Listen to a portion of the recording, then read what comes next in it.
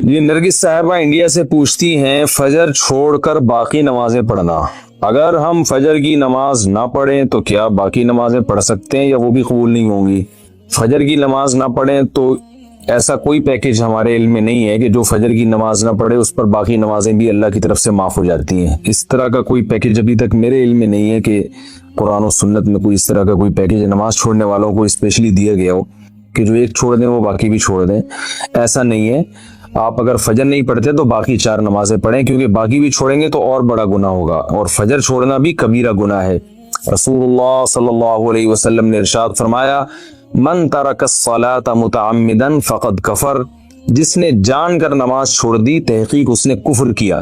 تو یہ خوب سمجھ لینا چاہیے کہ اسلام لانے کے بعد نماز جان بوجھ کر قضا کر دینا، اس سے بڑا کوئی جرم اسلام میں ہے نہیں۔ یہ تو تصور نہیں تھا پہلے زمانے میں کہ کوئی مسلمان ہو اور جان کر نماز قضا کر دے، تو اسلام کی علامت ہے۔ اس لیے اس کبیرہ گناہ سے فوراً توبہ کریں، اور اگر اللہ نہ کرے کبھی فجر چھوٹ جاتی ہے تو فوراً سے جتنا جلدی ہو سکے توبہ بھی کریں اور قضا بھی کریں، اور باقی نمازیں وہ بھی پڑھتی رہیں۔ فجر کی قضا ظہر سے پہلے پڑھیں یا بعد میں؟ اگر فجر کی نماز قضا ہو جائے تو کیا ظہر کی نماز سے پہلے فجر کی قضا پڑھیں یا ظہر کی نماز کے بعد قضا پڑھیں؟ محمد مرسلین انڈیا سے۔ پہلے پڑھیں، ایک تو فجر قضا کر دی یہ گناہ، اوپر سے اتنی تاخیر کر رہے ہیں تو گناہ در گناہ ہوگا۔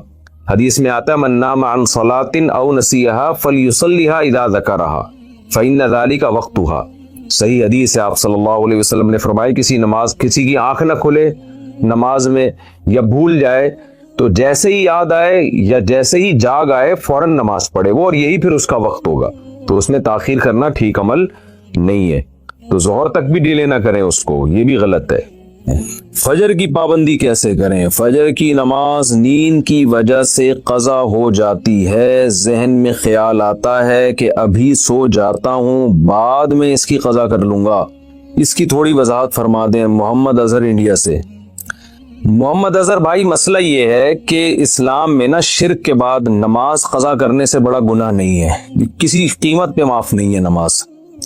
تو آپ سو جائیں یا کچھ بھی کر لیں، آپ کو نماز پڑھنی پڑے گی، ورنہ آخرت میں اس کا بڑا سخت حساب دینا پڑے گا آپ کو۔ اور فجر کی نماز کی ویلیو اس لیے بھی زیادہ ہے کہ اس میں اس کے ثواب اس لیے زیادہ ہے کہ اس کو پڑھنا مشکل ہے۔ تو 2 کام میں آپ کو بتاتا ہوں، وہ اگر کر لیں تو انشاءاللہ آپ سے پابندی ہو جائے گی۔ نمبر 1، صبح اٹھنے کے لیے آپ ایک الارم والی گھڑی لیں جس کے الارم کی آواز بہت تیز ہو، اور وہ آپ جہاں سوتے ہیں نا اس جگہ سے دور رکھیں، کہیں دور الماری پہ رکھیں، تاکہ جب وہ بجے تو اتنی زور سے بجے کہ آپ کے 14 طبق روشن ہو جائیں، اور محلے والے آپ کو بولیں کہ بھائی جا کے اس کو بند کرو۔ اور دوسری بات یہ ہوگا، دور رکھنے کا فائدہ یہ ہوگا کہ آپ فوراً وہیں سوتے سوتے ہاتھ مار کے بند نہیں کریں گے، بلکہ آپ کو اٹھ کے چل کے جانا پڑے گا اسے بند کرنے کے لیے۔ تو اتنی تیز آواز ہو کہ آپ دوڑتے ہوئے جائیں اٹھ کے، تو اس سے انشاءاللہ آپ کی آدھی نیند بھی غائب ہو جائے گی، اور جو سستی تھی وہ بھی کم ہو جائے گی، اور آپ انشاءاللہ اٹھ بھی جائیں گے۔ دوسرا کام آپ نے یہ کرنا ہے کہ جس دن فجر کی نماز قضا ہو جائے اس دن آپ نے فجر صبح کا ناشتہ نہیں کرنا ہے۔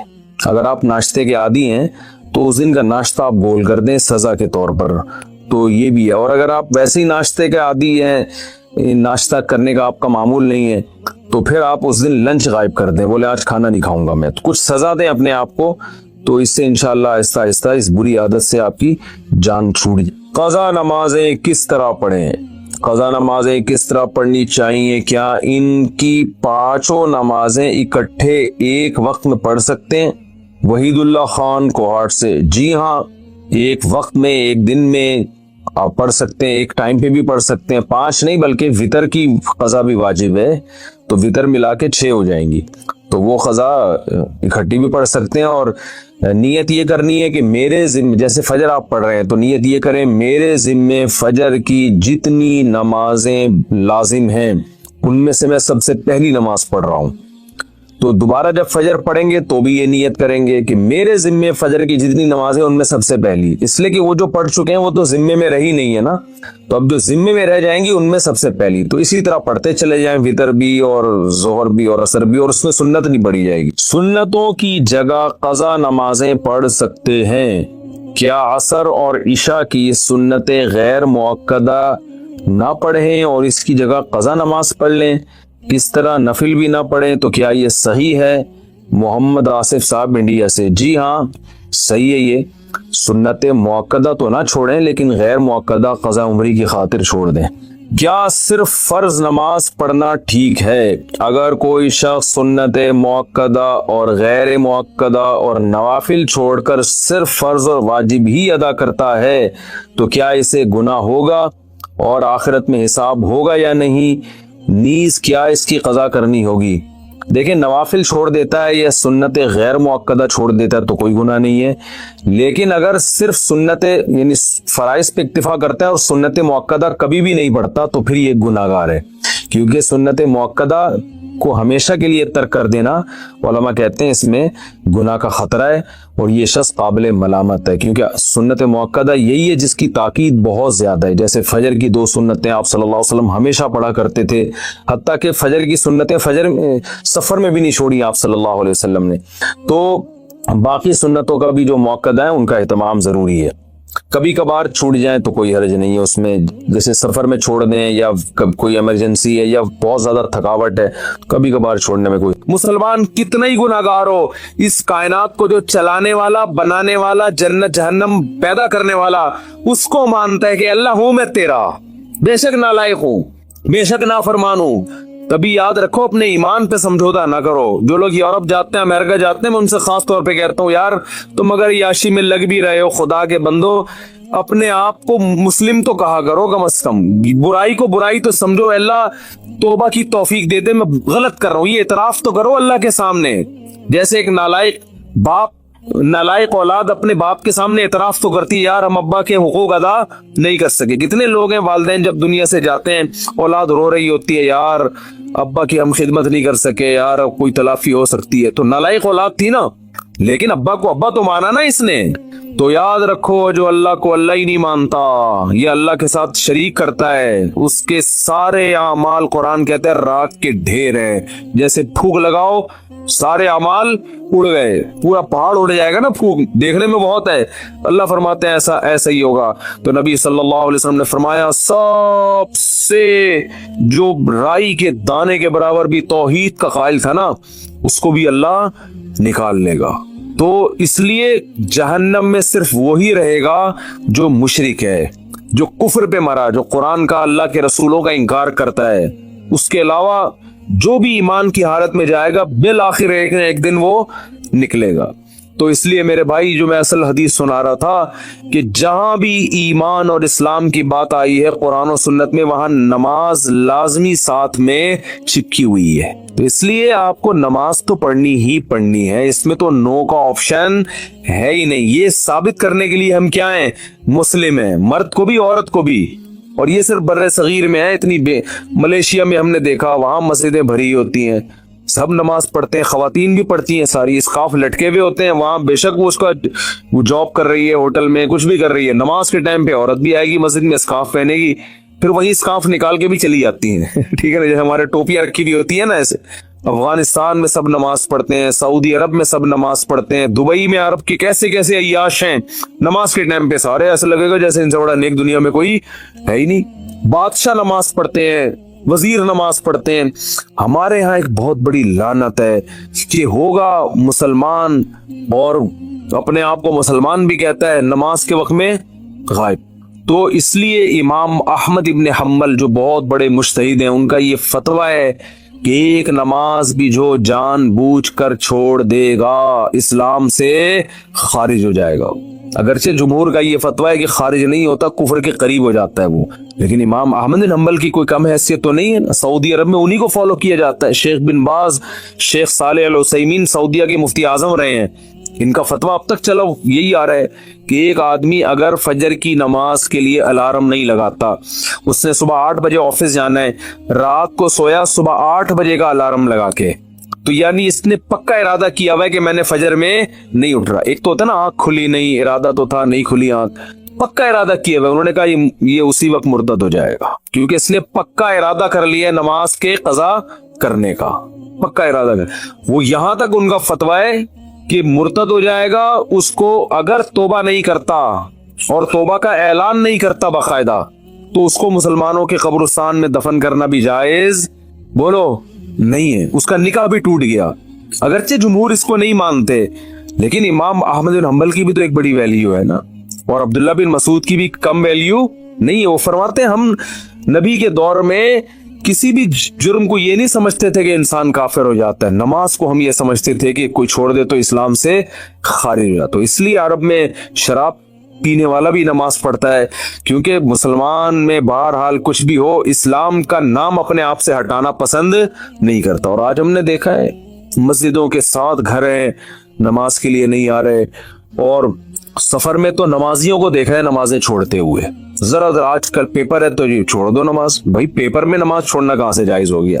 جاب میں باس کی طرف سے اجازت نہیں ہے, اجازت نہیں ہے آپ چھپ کے نماز پڑھیں, آپ کہیں کرسیوں کے پیچھے چھپ جائیں, کہیں بھی کریں. میں تو یہاں تک میں نے لوگوں کو مشورہ دیا, بعض جو غیر مسلم کنٹریز میں لوگ وہ کر رہے ہیں نا, جاب کر رہے ہیں باس کی طرف سے بعض جگہوں میں, ورنہ وہاں پرمیشن ہوتی ہے, اجازت نہیں ہے. تو میں ان سے کہتا ہوں بھائی کہیں بھی چھپ کے چلے جاؤ, کچھ بھی کرو, اگر نہیں پرمیشن ملتی چھپ کے بھی نہیں پڑھ سکتے تو جاب چھوڑ دو. بس جاب کیا کرو, چھوڑ دو. جاب نہیں, پھر جاب جائز نہیں آپ کے لیے. فرض نماز تو پڑھنی پڑے گی, آپ جاب ہی نہیں کر سکتے. آپ کہیں بھی جاؤ, کہتے کہاں جا کے, میں بھائی واش روم میں پڑھ لو, واش روم میں پڑھ لو. واش روم کا مطلب یہ نہیں کہ وہ فلش کے اوپر, وہ تو جگہ کا پاک ہونا ضروری ہے نا.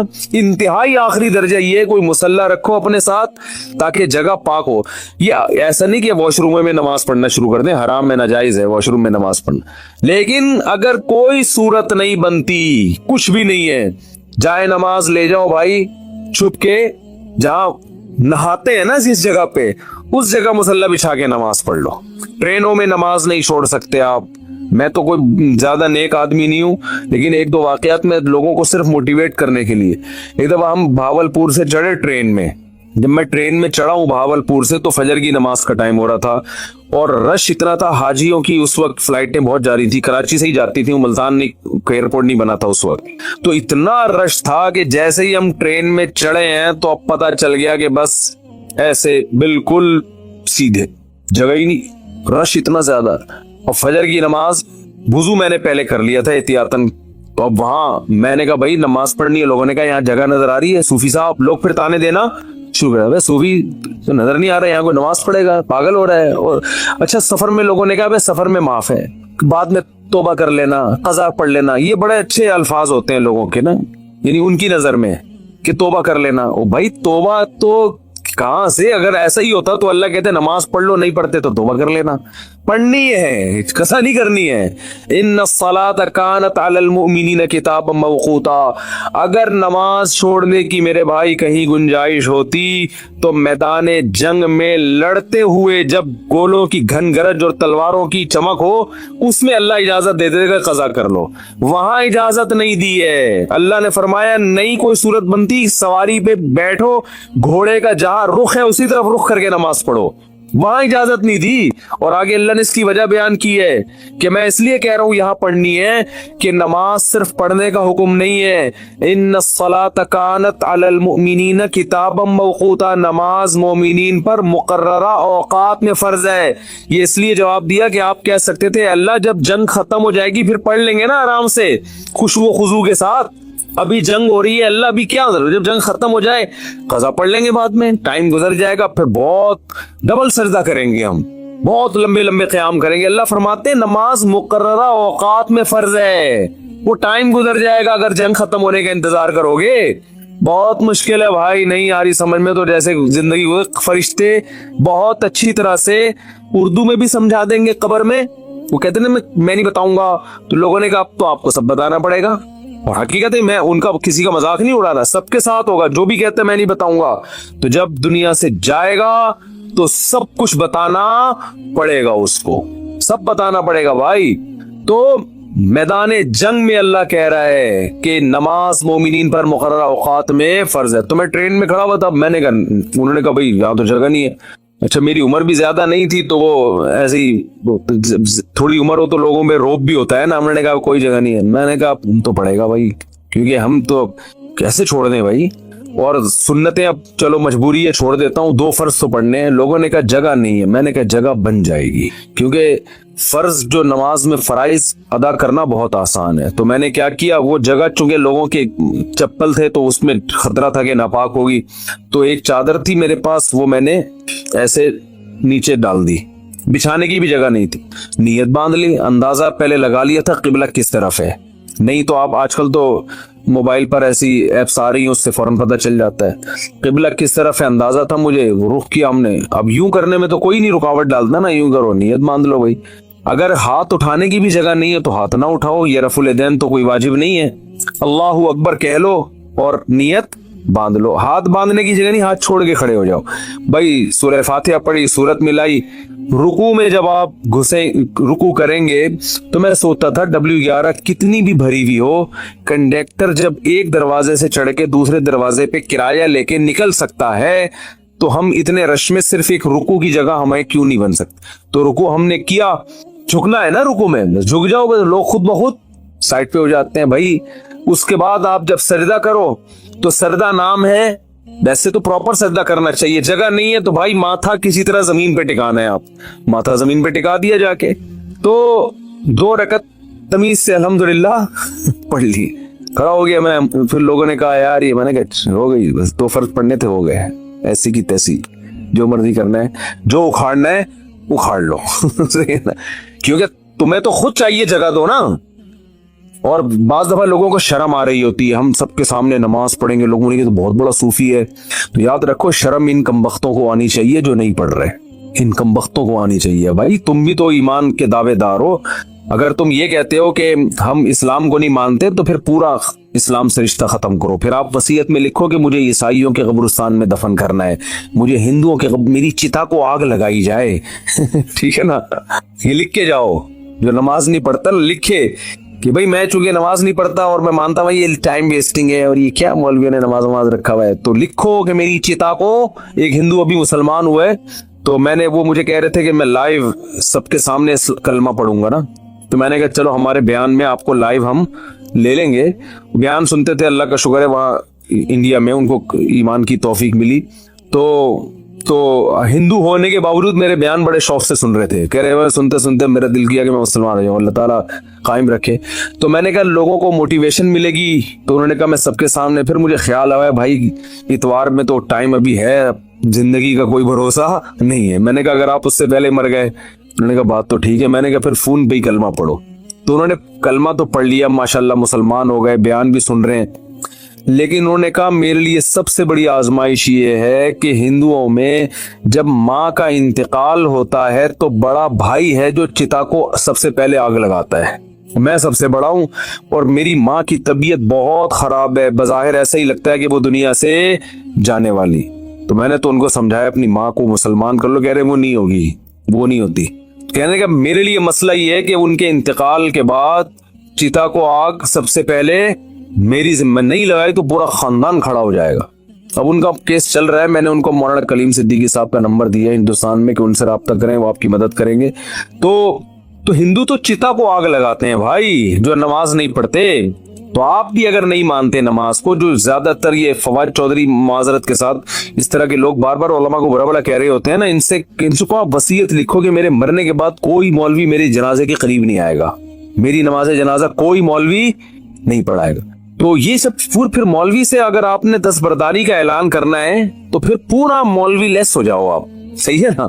تو اپنے مفاد کے لیے مولانا آ رہے ہیں, نکاح پڑھانے کے لیے مولانا آ رہے ہیں, چلو نکاح تو عدالتیں بھی پڑھا دیتی ہیں, جنازے میں سب سے زیادہ تو آپ پھر اپنا جنازہ پڑھواؤ یا تو پڑھواؤ ہی نہیں, کیونکہ تو مولوی نے ہی بتایا نا جنازہ ہے, یا تو پڑھواؤ نہیں. اگر پڑھوانا ہے تو مائیکل جیکسن ٹائپ کا کوئی آدمی ہونا چاہیے, لبرل بالکل, جو موسیقی کا, کیونکہ آپ نے یہ بھی ایک دفعہ ارشاد فرمایا تھا کہ علامہ اقبال بھی موسیقی سنتے تھے, قائد اعظم بھی مولویوں کی طرح تھوڑی تھے عجیب سے.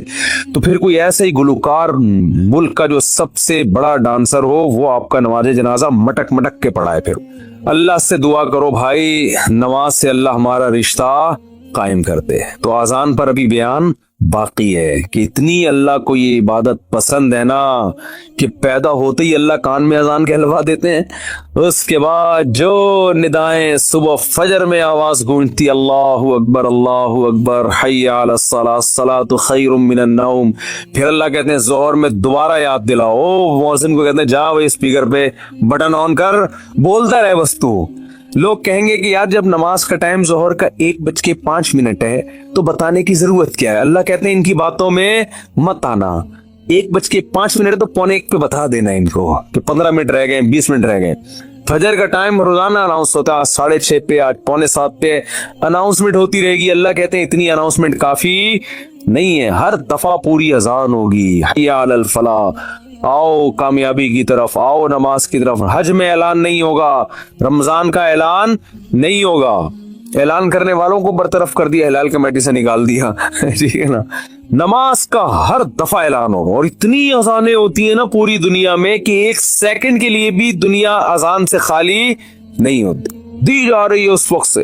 तो ये इसलिए कि अल्लाह की नजर में इसकी अहमियत और वैल्यू बहुत ज्यादा। अल्लाह कहेगा अभी इस मुअज्जिन को कहा है सिर्फ इनको सुनाओ, जबरदस्ती किसी को लेके नहीं आओ मस्जिद में, अभी जबरदस्ती का टाइम नहीं है, अभी हिसाब व किताब का टाइम नहीं है। तुमने हय्या अलल सलाह हय्या अलल फलाह कह दिया, अल्लाह की किबरियाई बयान कर दी, इनकी मर्जी आए ना आए। तुम घर तक थोड़ी जाओगे बेल बजा के, भाई मैंने तुम्हें हय्या अलल सलाह का, तुम्हें समझ में नहीं आया क्या?